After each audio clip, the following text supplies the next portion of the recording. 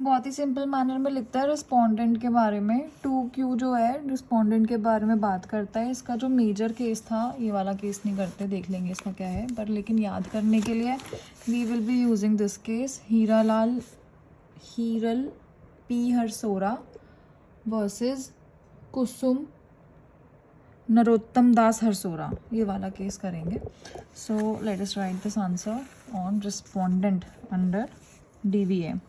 So section 2Q, key 2Q, this is how we will remember respondent. Why are you responding to Q? respond कर रहा है, ऐसे याद करते हैं। 2Q defines the term respondent. इसका मतलब है कोई भी adult person, adult male person. ये था पहले, but after the case Hiral P Harsora versus Kusum Narottam Das Harsora के बाद क्या हुआ कि उसमें उसको एडल्ट मेल को चेंज करके एनी पर्सन कर दिया था। अभी we will do that case. फिलहाल let us write this answer.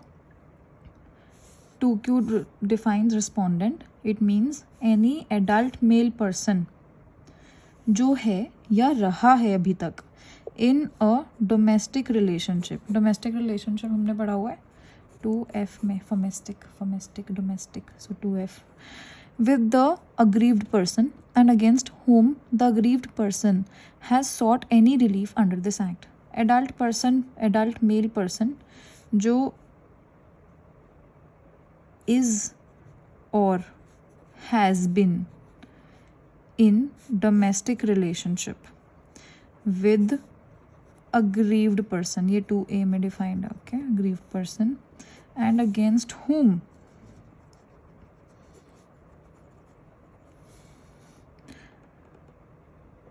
the aggrieved person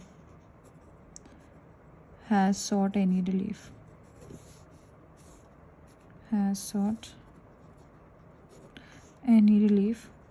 under this act. Proviso further says that an aggrieved wife or female living in a relationship in the nature of a marriage may also file a complaint against a relative of the husband or the male partner. तो ये proviso कहता है कि relative और male partner के against भी complaint file हो सकती है।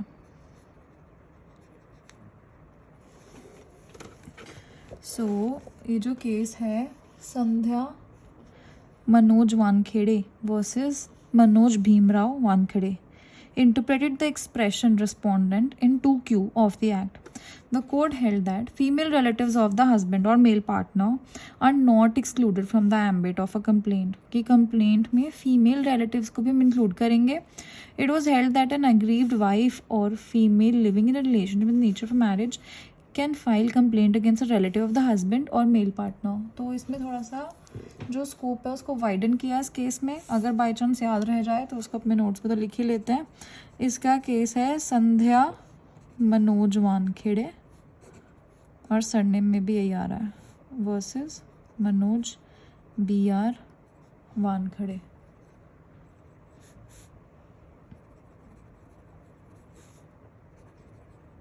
So this is the case. इसमें थोड़ा स्कोप वाइडन किया, scope widened, and it was said that court held that female relatives of husband, मतलब हस्बैंड कैसे माँ या जैसे सिस्टर हो गई तो, और male partner are not excluded from the ambit. तो आर नॉट लिख देते हैं पूरा, are not excluded from the ambit of a complaint. तो अगर ये याद रह जाए तो एटलीस्ट 2 केसेस तो we can write in this concept. इसके बाद the court observe that from the definition of respondent it would be apparent that although section 2Q defines a respondent to mean any adult male person who is or has been in a domestic relationship with the aggrieved person. The proviso widens the scope of this definition जिसमें ये relative को include कर देते हैं complaint के context में। इसमें बस यही चीज़ एनहांस की हुई है, यही चीज़ को और डिस्क्राइब किया हुआ है। जो फीमेल है ना एक्सप्रेशन, वो यूज़ तो नहीं हुआ है इसमें, पर लेकिन लेजिस्लेचर्स ने फीमेल्स को भी इंक्लूड किया है, लेजिस्लेचर ने फीमेल्स को भी इंक्लूड किया। Females have been specifically excluded instead of it being provided. The proviso could be filed against a relative of the husband or the male partner. In such circumstances, it is clear that the legislature never intended to exclude female relatives of the husband or male partner from the ambit of a complaint that can be made under the provisions of DBA 2005. अब आगे करते हैं। अभी तक हमने ये answer लिखा है कि 2Q होता क्या है। 2Q में रिस्पोंडेंट होता है means any adult male person who is or has been in domestic relationship with aggrieved person and against whom the aggrieved person has sought any relief under this act. उसे हम बता देंगे relative और male person के against भी complaint file हो सकती है। संध्या मनोज वानखेड़े वर्सेस मनोज भीमराव वानखेड़े में भी कहा गया कि स्कोप वाइडन किया है और कोर्ट ने फीमेल रिलेटिव्स जो हस्बैंड के मेल पार्टनर के हैं उनको भी इंक्लूड किया है in the ambit of complaint. आगे चलते हैं and let us go through this another case. In the landmark case judgement supreme court in the case of case लिखते हैं हीरल पी हरसोरा वर्सेस कुसुम नरोत्तम दास हरसोरा। ज़्यादा डिफ़िकल्ट नहीं है, थोड़ा सा सिंपली याद करेंगे। हीरल पी हरसोरा वर्सेस कुसुम, हीरल वर्सेस कुसुम। हरसोरा तो याद हो ही रहा है कि हरसोरा याद रह जाता है, आगे का भूल जाते। तो हीरल वर्सेस कुसुम, इसको छोड़ दो।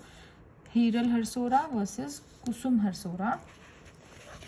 Struck down the words adult male. इसने क्या किया, एडल्ट मेल को स्ट्रक डाउन कर दिया और 2Q में court held that these words discriminate between persons similarly situated and is contrary to the object sought to be achieved by this act.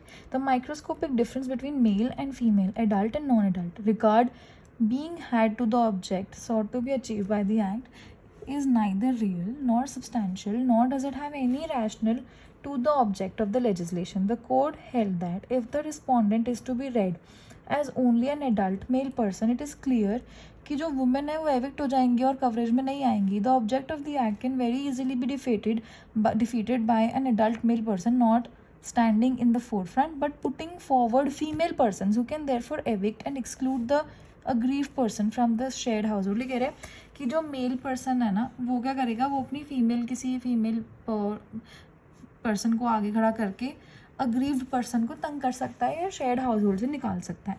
तो इसलिए हमें इसका स्कोप वाइडन करना बहुत ज़रूरी है। ऐसा कहा हीरल पी हरसोरा वर्सेस कुसुम नरोत्तम दास हरसोरा के केस में। एक और केस हमने पढ़ा था इसका, वो था संध्या मनोज वानखेड़े वर्सेस मनोज भीमराव वानखेड़े।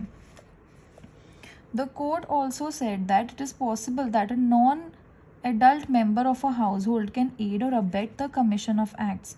कि मतलब कोई अगर नॉन एडल्ट मेंबर है ना वो भी कर सकता है, तो इसलिए उसको भी इंक्लूड किया।